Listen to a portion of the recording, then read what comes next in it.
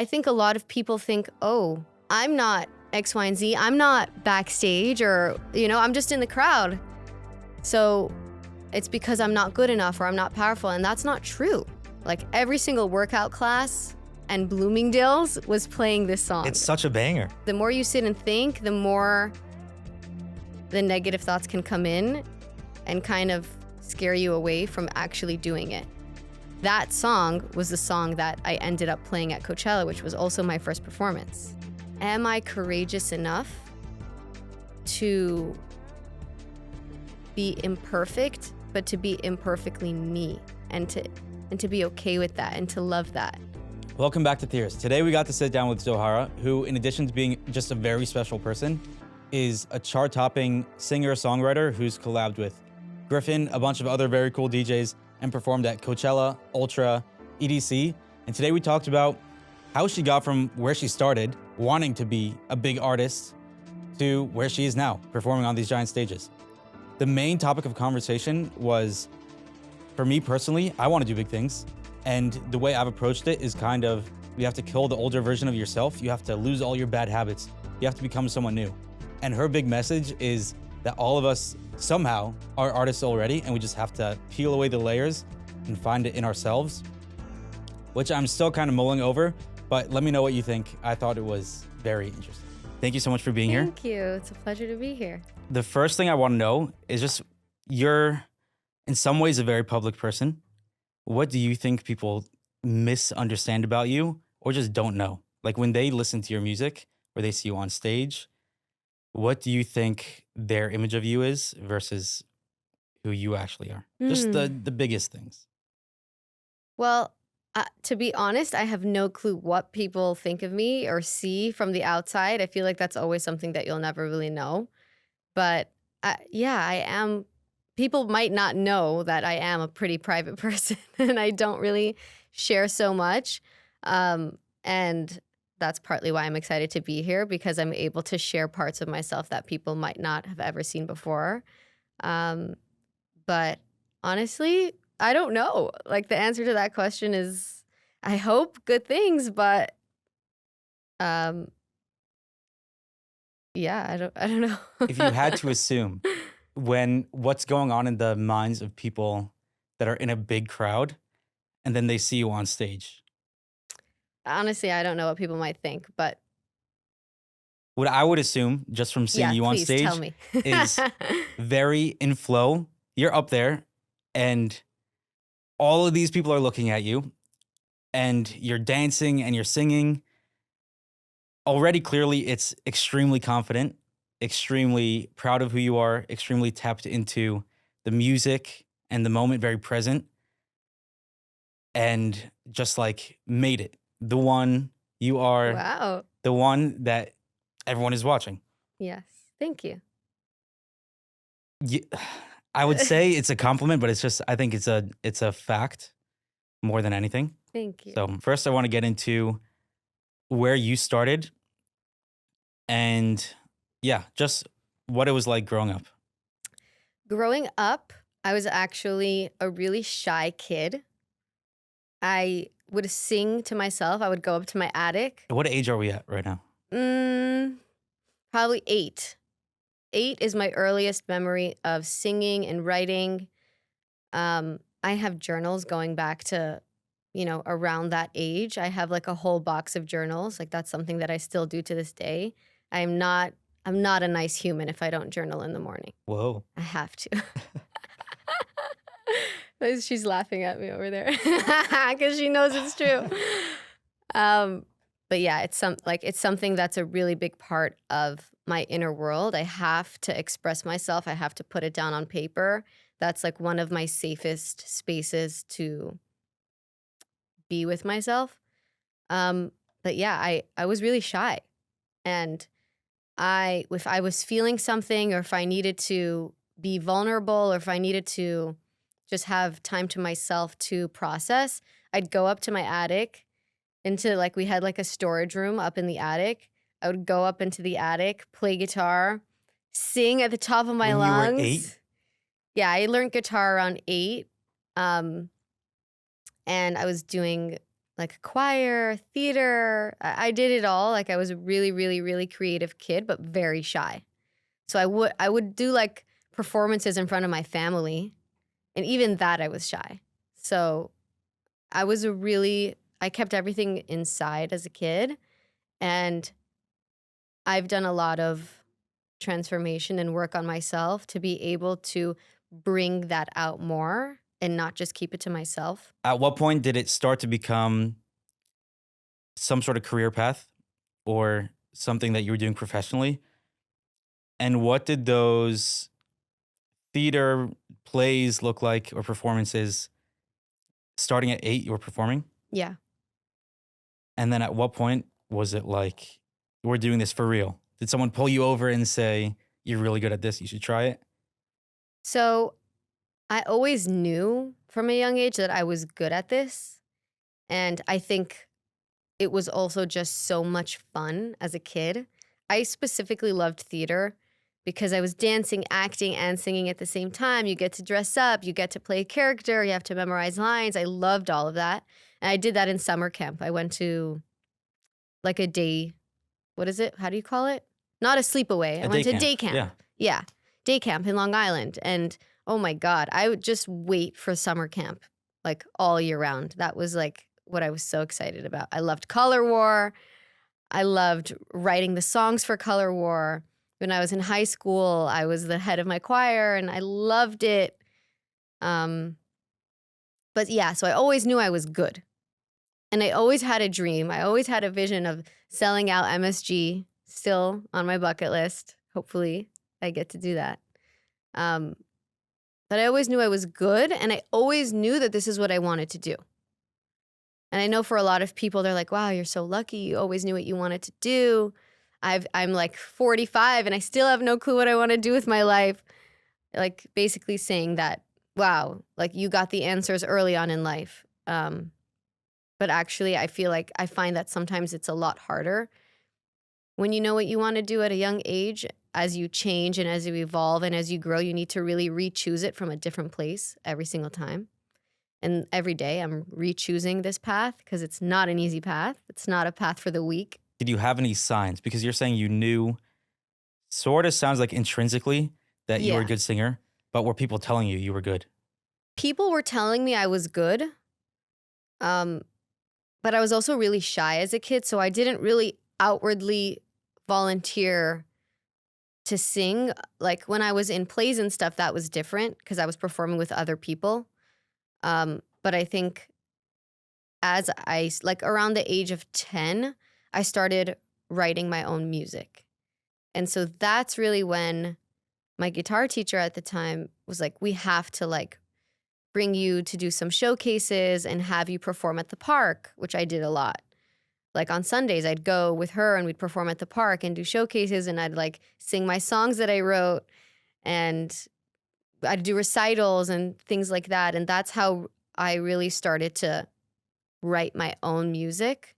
I never even knew, like I never tried to write music. It kind of just happened as I was journaling or as I was feeling something, and then it turned into a song.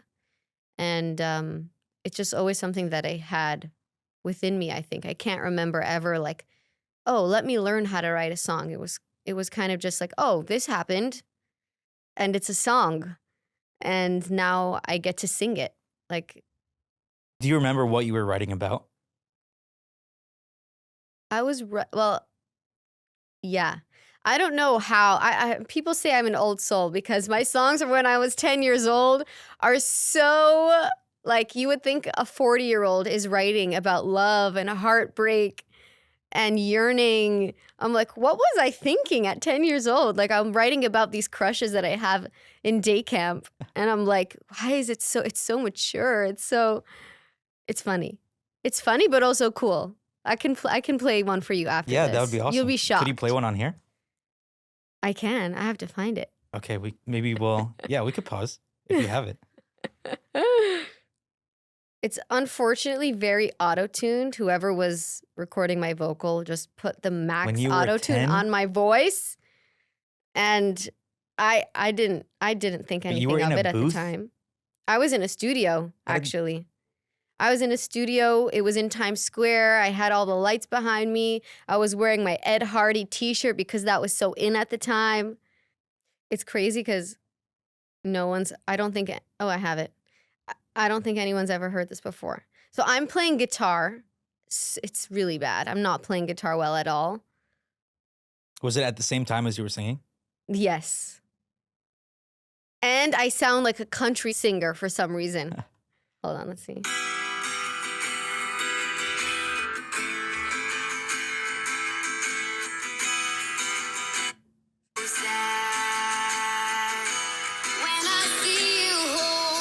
That's so good.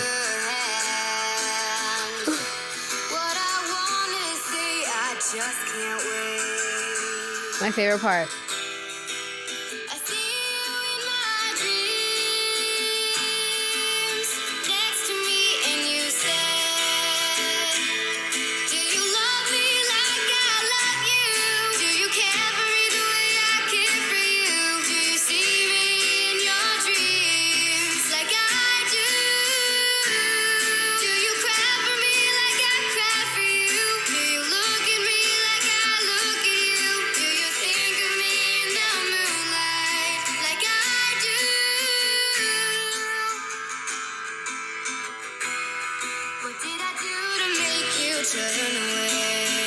Like, what did I do to make you turn away? Who is it? And you were actually 10 there. Yeah. That is ridiculously good for a 10-year-old. You like that? Yeah. I was really proud of that. How were there people just all around you being like, get her a record, get her a deal somewhere? I don't know if you see 10-year-olds now, or like when I was 10 years old. When I was doing that. 10, I don't. It's possible that I wrote this at 10 and recorded it. Maybe I was 12. Even 12. But like, my parents really wanted me to finish high school. Like, Was there a question of you not finishing high school? there was a question of, well, I had a few really awesome friends who introduced me to a few people, and I took a few meetings, and that's how I was able to even record this at the time. And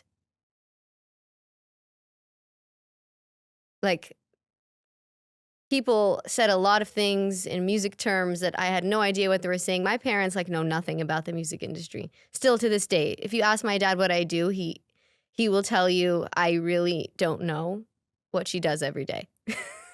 And I've explained it to him 1,000 times. But I think that my parents were like, listen, I think my parents always believed in me, which, by the way, is such a huge blessing, and they still do to this day. Like, they're my #1 champions, and they're the ones who gave me the confidence to go for it and to do what I'm doing from a really young age. But I also like wanted to finish high school, I think. I didn't end up going to college, and that's a whole other story. But Because of music. yeah, Your main message is yeah, that everyone is an artist. yeah. Everyone has talents and just needs to become themselves. And that's the truest form of their artistry.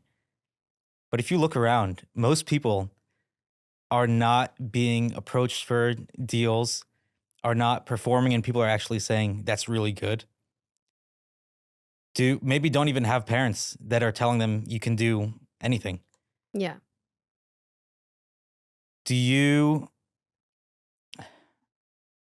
So if it's so deeply in your nature because of how you were brought up, do you think anyone can just get there? Yes. 100%. And I think it's because talent is not, artistry is not measured by talent. You don't have to be the most talented, the most successful people that you see, they're not really the most talented all the time. There are so many talented people out there, and they're just not putting it out into the world. So talent is relative to being a successful artist. I think artistry, just because I have some sort of talent and I'm honoring that talent, that's what makes me the artist. You could have a talent, you could juggle. And I actually could juggle. you could juggle, right? I had a feeling. I was like, my spidey senses were I'm telling really me bad that at you it, could but juggle. I can do it. So I can't. So the fact that you can juggle Yeah, what does and that I mean? can't, it doesn't have to mean anything other than the fact that you have something within you. You have a gift. You need to honor that. It doesn't need to be juggling. But like, artistry is the way you view the world. Artistry is the way you talk to yourself, the way you present yourself. It's all encompassing. It's not about talent. When people ask me, oh, what's it like working with X, Y, and Z people? It's like, honestly, like, were they as talented as they like come off to be? And almost honestly, they were as talented as like majority of the people I work with. They're not more or less talented, but they embody success. They embody superstar. They embody this magic.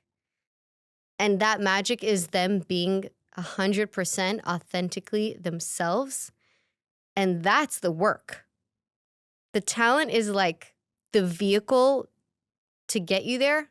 Like for me, if I wasn't doing music, I'm sure I'd be doing something else and it'd be great. But I was given gifts that I want to honor and I want to nurture. And I know that by bringing it out into the world, even though it's the harder path for me, it's the most uncomfortable path for my personality and for who I am, I know that I'm going to be able to reach people and make a difference and do something that lasts and create something from myself. And I owe that to myself. And that process of not needing to become something, you don't become an artist. You give yourself permission to be exactly who you are unapologetically. And that's power. And you have that power too. It doesn't have to be, oh, I'm not talented. Like, no, everyone, you don't even need to use the word talent. It's unique. You are unique. You are one of one. There isn't anyone else other than you. There's only one DJ, right? True. So get excited about that. Get curious about that. You know, nobody can take you away from you. You can try and be like other people and then nobody will care and you won't feel fulfilled inside. But I think the more courageous you are and the more brave you are to be yourself and to be seen as 100% you, then you're embodying what an artist embodies. Then you're embodying superstar because nobody can take that power away from you. Were there any inflection points in you not becoming yourself, but whatever the word you used, to going back to yourself? Yeah. Were there any moments where it was a big switch? Yeah. Yes. So I've been writing, songwriting for other major label artists and my own artist project and for DJs for almost 10 years now, which is kind of a crazy thought to think about, that I'm getting old. And it has not been a easy path whatsoever. I think there's a lot of inner work, deep spiritual work that comes up when you are learning and navigating how to be a human being at such a young age, learning, about a whole new industry and really just like acclimating to being an adult. I feel like doing that along with like asking yourself all of these hard questions of what kind of an artist do I want to be? What kind of music do I want to make? And all the pressure of needing to know the answers to all these questions that I just didn't have the answers to because I wasn't I didn't know who I was yet. And I didn't give myself enough grace at that time. So did I lose the question? What was the question? The question was, when did that change? But I want to go further into, so what was missing? Did you think you knew who you were and you got it wrong? No, I was afraid of not coming off perfect. And I was more comfortable not sharing the imperfect parts of me. And I was like, better to just not share at all than to take a messy action and to be, you know, oh, she doesn't have it all figured out yet, which I think has held me back so much in the past. And it's something that I'm still working on. You know, I don't think that it will ever, I mean, I hope my goal is to master that, right? And like that could take a lifetime, but hopefully not, hopefully sooner. But like, I think for me, the big switch was a few years ago. I was going through a really heartbreaking breakup, and I felt really shattered, and it was a really hard time for me, and I wasn't feeling inspired. I didn't want to write any music. Like everything kind of just like shut down, and I was asking myself so many questions about, do I really want to do this with my life? Can I continue doing this? Why am I doing this? All the questions. Um, and I felt really lost, and I felt really like I didn't feel like I was aligned with my truth. And at the end of the day, artistry is just expression of your truth. That's what artistry is. That's why I'm saying you're an artist, and then the person on the street next to you is an artist as well, because everybody has the ability and everybody should work towards being and embodying their truth. But I felt really out of touch with myself.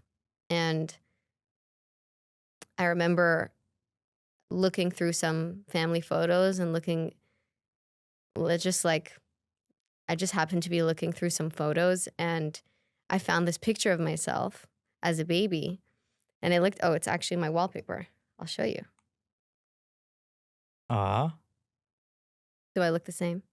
yeah, basically. People say, you didn't change. And You she look probably had exactly the like same." crazy big songs then also. Who knows? Maybe I was writing music Yeah. and I don't even remember. But I remember coming across this photo and looking at it, and I started hysterically crying. And I realized, wow, I feel so far away from her. I feel like I don't even know her.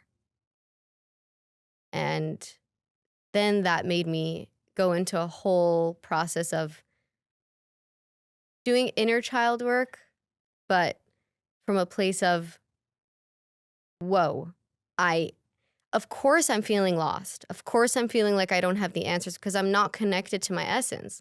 I'm not connected to the part of me that feels like anything is possible. I'm not connecting to like that excitement and that purity in her eyes. And that just, it was a huge wake up call of like, wow, if you want to connect to yourself and to your truth, for me, I found it to be so powerful doing that by connecting to a younger version of me. So what I did for a really long time was I created my own meditation in my head with this photo. Like I would close my eyes, I would do deep breaths. I still do it.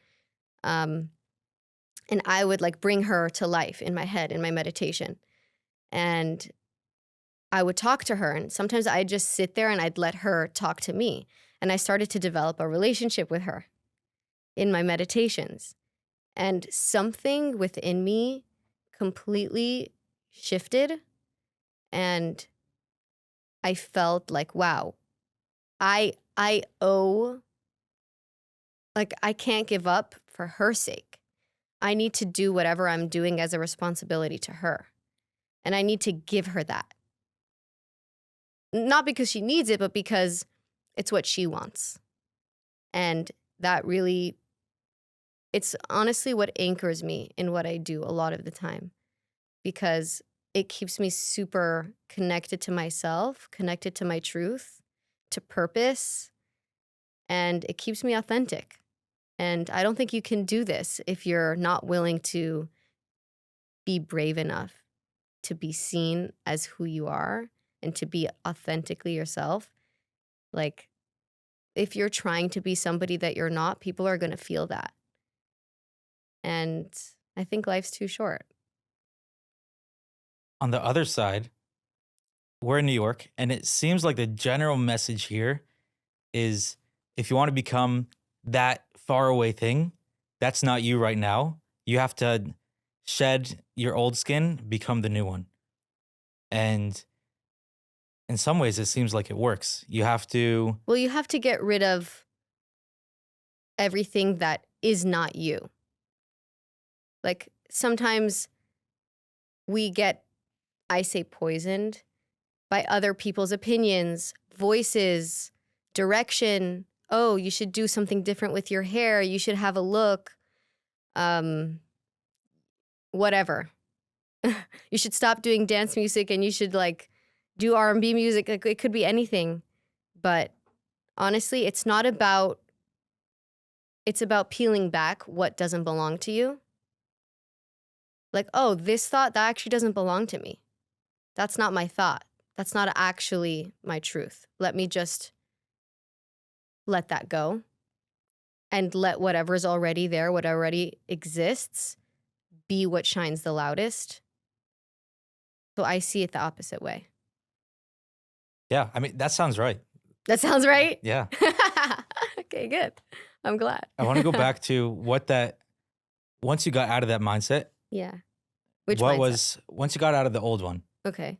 and you were finding yourself, Yeah.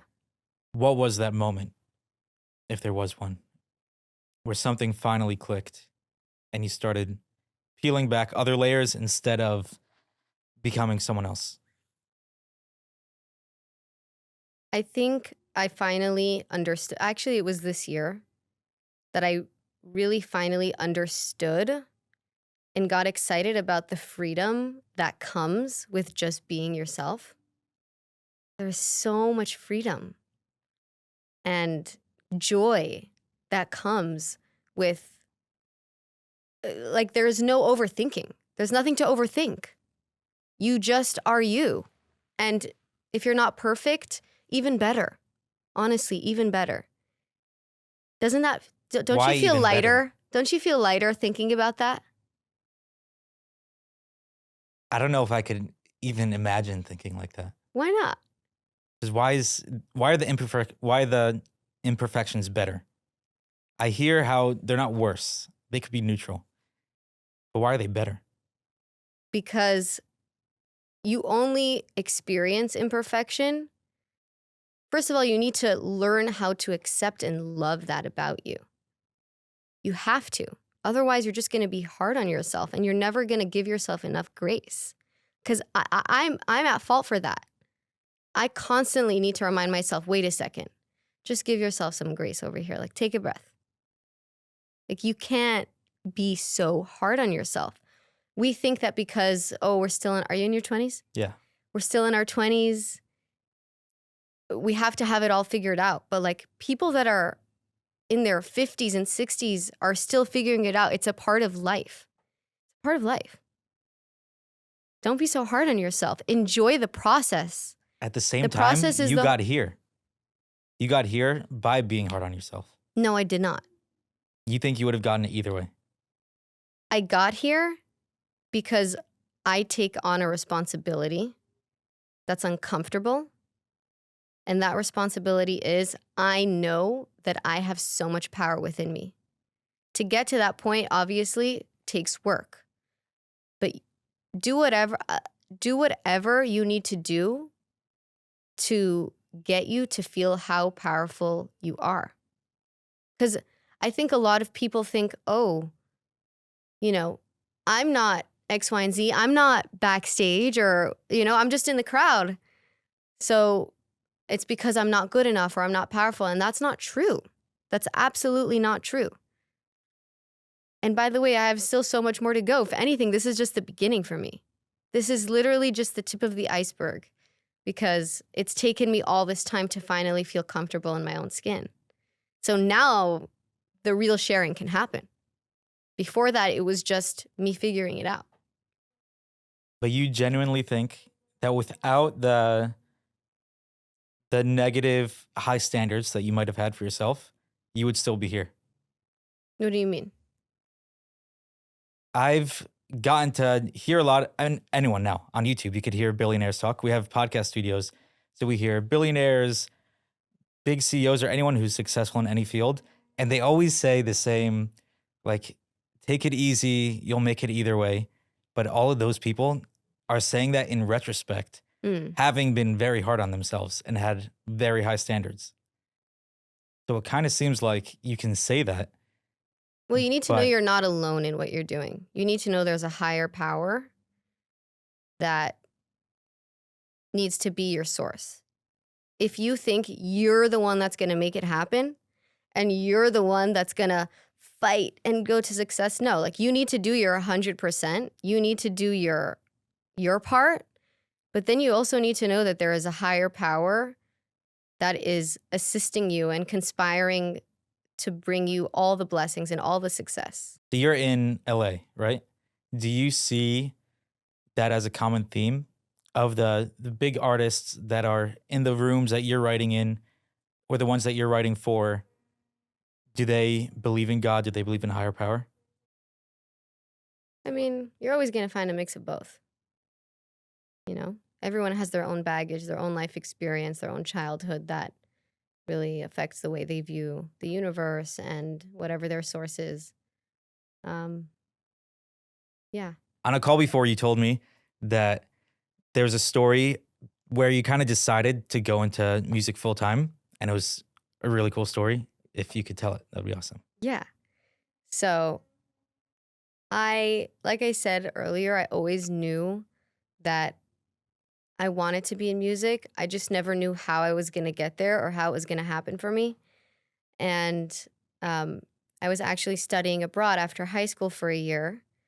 And a really awesome family friend of mine gave me a phone call and said, "Hey, I'm moving out to LA and I'm starting my own management company. And I really want you to like be my first artist. I want you to come on board and like, I want us to like do this for real." And like, he was like, "No pressure, but you know, like, I think this could be great. Like, let me know what you think." And I I was excited about the opportunity, but I also was just like, what, how I'm going to, I was enrolled in YU. I was enrolled in Stern at the time. And like, I had like basically just the summer until I was ready to like move into my dorms. And so I took like a month or so to think about it. And, I came home after being abroad and just readjusting, because that's also like a big thing to go through after, you know, growing up in Queens and not being like living outside of your parents' house and stuff. So I took this summer to kind of think about it. And then it was time to move into my dorm at Stern. And I walk into the building, I walk up to the floor, I see my name, like someone like colored my name with a colorful like marker, like really nicely, and like smacked it on the door so I know which room my dorm is. And I walk in and I'm standing in the room. There's bunk beds. It's tiny. Anyways, I'm standing in there and I'm by myself. And I just like, in that moment, that was really the moment where I was like, whoa, this does not feel like me at all. Like, it almost scared me, actually, if I would have continued on that path. It felt scary, like in the wrong way, not scary in the good way. Felt like, whoa, if I do this, I don't know that it would be my highest and best. And I stood there for another minute or so and I left. Like, I went back home and I called up my friend and I said, "Hey, I really think that I'm gonna come out to LA in the end." And that was the moment where I had this feeling inside that I have to take a chance on myself, even though I was so naive, I was so innocent, I knew nothing about music. And he ended up being incredible for me. Like, he opened up so many doors for me, and really, I owe so much to him. And yeah. And literally a month from that moment, from that decision, I was already out in LA. I had friends who were also incredible to me and let me stay with them for months until I was able to set myself up out there. And all my friends were in college. All my friends were in college. I was the only one out in the world learning how to be an adult and needing to find ways to make money. And, you know, How did you make money? I didn't make a lot. It's not easy. It's not an easy industry to make money in unless you just, sometimes it takes time. Oh, but you were making it from writing still. You don't make so much money from writing, no. But you weren't waiting tables. No, but like I've had many times where, honestly, if I thought about it, because like you just have to do what you have to do. I found other ways to make some money here and there, but it wasn't an easy. It wasn't like, okay, now like it was work in the sense of you're hustling, but it wasn't work in the sense of I came home with money in my pocket at the end of the day. I did not. Can Yeah. we go further into the feeling of when you were in that dorm room, Yeah. what that felt like? Because what I'm kind of taking away is that your feeling is that a lot of people aren't living into their true selves and might be feeling some of what you were feeling in that moment and kind of suppressing it. Mhm. So how would you describe that? And it without prescribing it, saying like, this is what it felt like when I wasn't doing what was right, and this is what it feels like now when I am in it. I think sometimes the scarier path, like a lot of times, is the path that will speed up your growth. And people, I mean, me included, but people just never take that path. And uh, I don't know what it was within me. I really don't. It was something that, honestly, it was a gift that somehow, I think it was because I was just naive and innocent, that I didn't really understand what I was doing. And maybe that helped me, because when I think about it now, I'm like, wow, I was so brave. How did I just drop everything and go and be a part of an industry that I knew nothing about? I was the youngest one in the room. I come from like such a isolated childhood of just like being around the people I know and that's it. So like when I look back on it now, I'm so proud of myself. But at the time, I think I was just like, yeah, I'm going to do it. I'm going to do it and it's going to be great. But that feeling of standing in that room was a feeling of, it didn't feel right. It didn't feel right. And if I didn't have the other option, I still would have done it, if that makes sense. You still would have done. I still would have,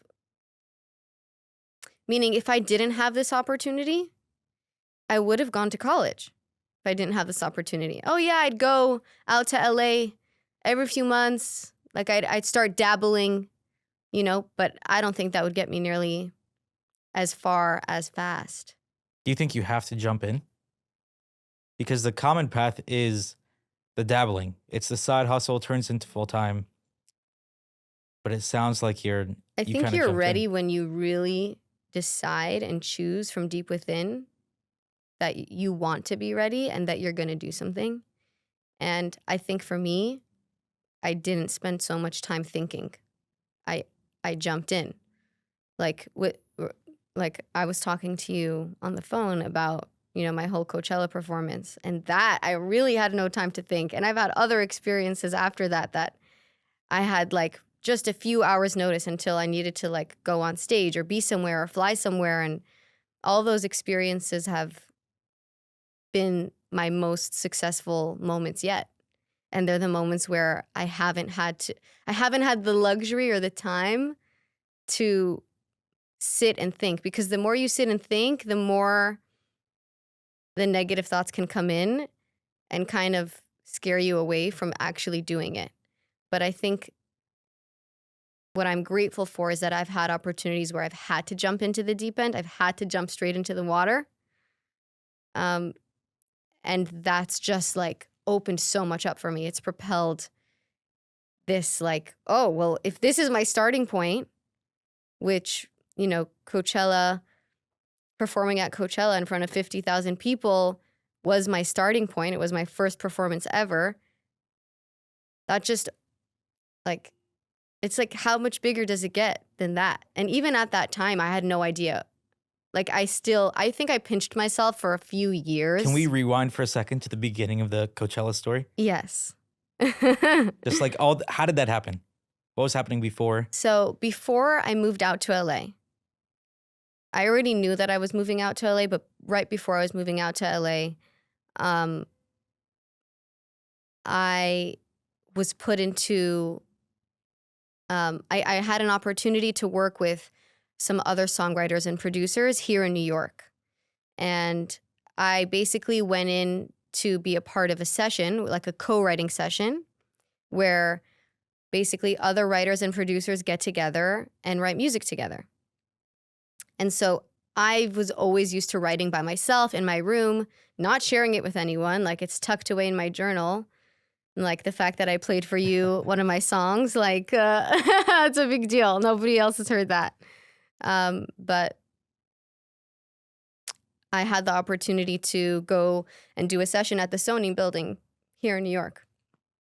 And so I had no idea what to expect. I go upstairs and I meet these writers and producers who, by the way, are like incredible. At the time, I had no idea who they were. And then only after did I know who they were. And we ended up like writing in this makeshift studio. It was like a little cubicle of a box with like a little tiny desk and a little couch and like 4 of us in there.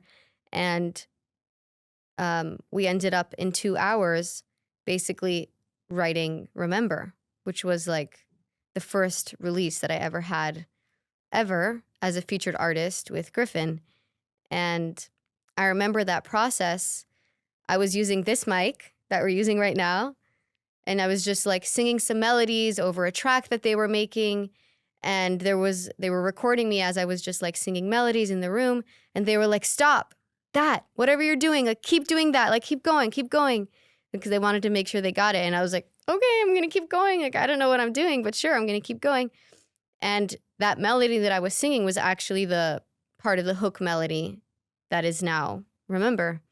And from that moment, that is really what birthed like my whole like introduction to LA, because that song quickly got a lot of interest and it was pitched around to a bunch of other vocalists, and so many other amazing singers tried recording the song, and it was like being held by this DJ, and then another DJ wanted it. And so like there was just like 2 years of a process of this song actually being in other people's hands and other vocalists trying to sing it. And then 2 years from writing it, it got pitched to Griffin. And Griffin said, whoa, I don't know who this demo vocalist is. I don't know who's this girl, but we're keeping her on the record no matter what. Like she's staying on. She just sings the song so well, and no one else was able to sing the song as well as her.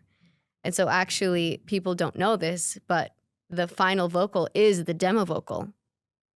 Like it's just the demo vocal from the day that we wrote the song. So that's something people probably don't know. But that song was the song that I ended up playing at Coachella, which was also my first performance. And so I'll tell you the story now. Yes, please. I mean, that by itself was a crazy story. Yeah. Just getting any song anywhere is wild. It was crazy. And I had no idea what was flying either. I was just like, okay, cool. Like, I guess this is just how it works. But I didn't realize that, like, no, the song's actually really special. And I'm really grateful for that. I randomly think about, especially when I listen to Kanye, just there's one person who in one moment in time made this like 3.5-minute song that was listened to 1 billion times by all these people. And to make that moment is so powerful. Mm. And he rented like full NFL stadiums to write new music. Yeah. But the idea, it's even crazier that you could be in a Sony building writing this, and then that track ends up being played at festivals, and people just like... It is a crazy thought. It's even crazier to hear other people singing it live. That's really what makes it feel real. That's what like makes me feel like, whoa, this song has reached people. Because like it's not tangible. You can't really like gauge. how far, the song has reached and how many people actually listen to it and connect to it and resonate with it. But yeah, the Coachella story is a really crazy story and defining moment for me, just as growing up and like being independent. So I had 2 weeks notice until Remember actually even came out. I didn't know that it was in the works until 2 weeks before it got released. And I didn't know how that process really works because I've never released music before. And I didn't make the release. I was just a featured artist on it. But when the song came out, we were on New Music Friday, which was so cool. I think we were like number 9 on New Music Friday. And then like really shortly after, the song was playlisted really hard on Spotify, and like every single workout class and Bloomingdale's was playing this song. It's such a banger. Thank you. It's so good. Thank you. And we were number 1 on like the EDM dance Billboard charts for a few weeks in a row. And the song just like really had a mind of its own, and like I really didn't know what to expect, and it did so well. It did so well that Griffin invited me out to perform on weekend 2 of Coachella. And soundcheck for that was right before weekend 1. So, mind you, we've been number 1 on the charts. Our song has been streaming so well, and we've never actually even met before. So, and that happens a lot. But so I was in the city in Los Angeles, and I took an Uber to the Valley, where they basically like had his whole band out, and it was like in this big warehouse. And so I show up by myself thinking, okay, I've never done a sound check before. Showing up, and then their whole team from A to Z is incredible.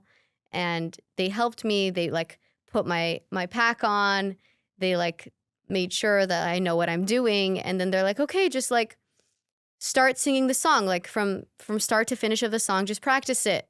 And like that's what I did. I just started singing the song over and over again. And then like 5 minutes in, Griffin walks in, and then he like starts listening. He starts nodding his head. He starts looking impressed. And I finished the song. And the second I finished the song, he comes over to me, and this is our first time meeting.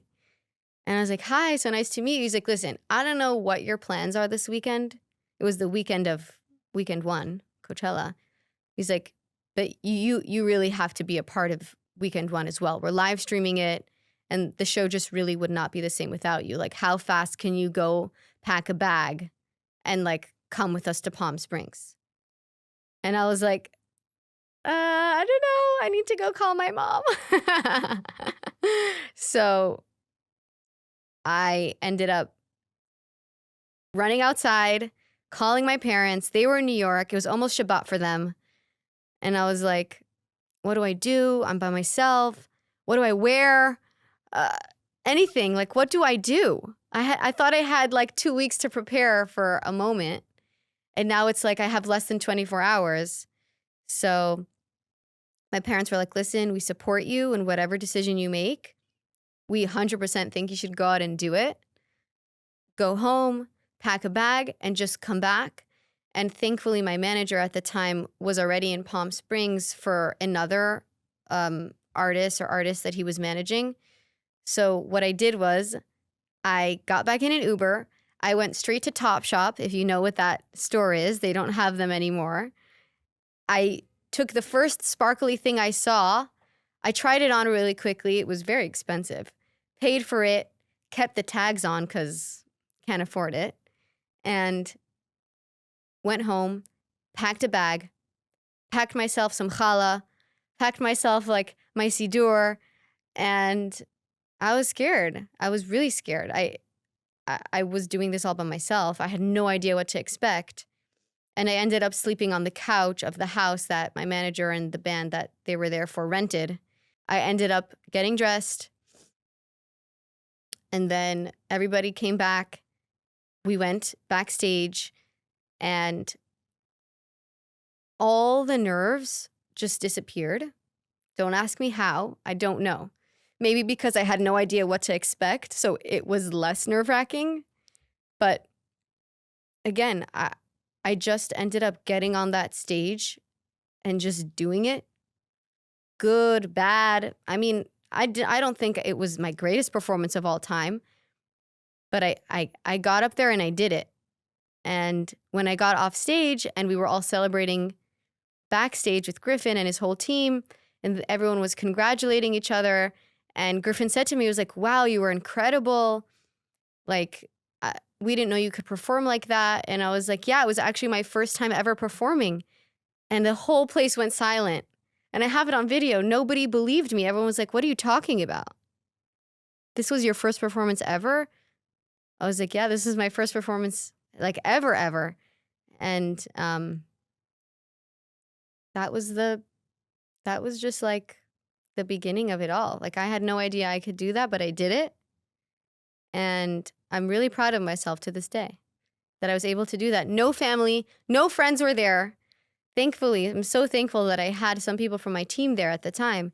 But like, I really felt like I did it on my own, and I did it. I'm just really proud of myself. But that was the first time I ever performed. That's so amazing. I tried to find the video on YouTube and I couldn't find it. I'll try to find it for I you. saw the other ones, and every time it's Griffin being up there like fist pumping, give it up for my girl Zohara. And everyone goes crazy. Yeah. What's that like, just running on stage? I mean, you said you black out, but aside from that. I don't know if it's blackout, but it feels amazing. The energy of the crowd really fuels you a lot. And you almost need to compete or have higher energy than the crowd. But I feel like the energy of everybody there really elevates the whole thing. Like, it's harder to perform in front of 100 people. That's that's nerve-wracking. Sitting here with you, I'm more nervous doing this than going on stage in front of 80,000 people and singing a song. That's easier. Because this is more personal. Right. Yeah, I've never had that experience. Just at like a dinner table with 10 people and being asked to say anything, I'm just like, nope, I'm not doing this. No, you'd be a great speaker. You're doing so great. I think what's different there is I'm always like, what are they thinking? Because you're thinking about you. You're thinking about how I'm going to sound, how people are going to look at me. Right. And that's the beauty of being on a stage. You don't have the luxury to be thinking about you. You're not thinking about you. You're just existing. You're just being. And you're feeling the energy of the crowd. So it's honestly the least about you at all as possible. That's why it's easy. The other thing I noticed about your performances is a lot of people have a ton of auto-tune and not even be singing, especially a Coachella performance. Yeah. And I didn't listen to that one, but the other ones, you could hear that you're singing on it. And these are, maybe for your voice, it's not hard to do, but it sounds like they're high notes that a lot of people would duck, especially there's a backtrack already. They don't have to sing it. And then every time you're going for it. Well, I do have a backing track because usually in these big festivals, you do need to have a backing track in back of you.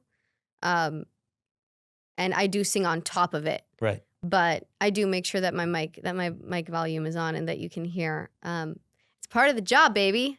Yeah, but it's not even, like, you could do the regular job, but that seems so risky to me. You're up there and just putting everything online.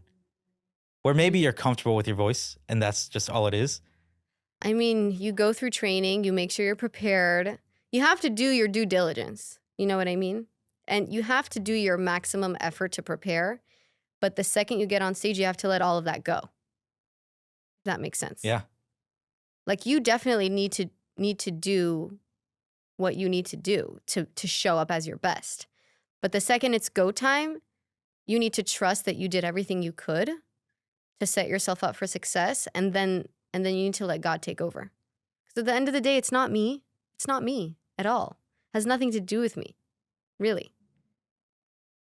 I'm just the vehicle in which God wanted this to come out from, like, really.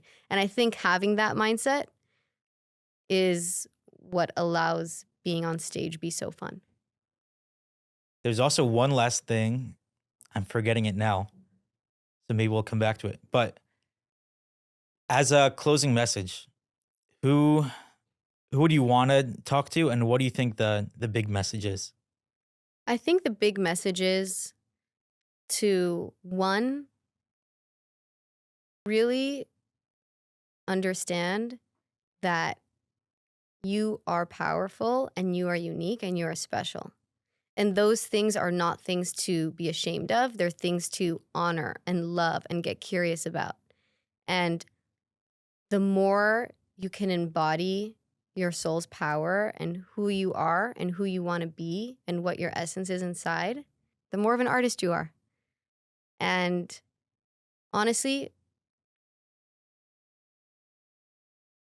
I think that's a really big part of just being a human being in life and in growth. If you're someone who wants to grow, you need to know that you are powerful, one. And two, you need to know that artistry is not about talent. Artistry is about your truth. Artistry is about, am I courageous enough to be imperfect, but to be imperfectly me, and to be okay with that, and to love that, and to refine that if that needs to be refined, but to really own who you are. That's what being an artist is. Thank you so much for coming. Thank This was you. awesome. This was so much fun.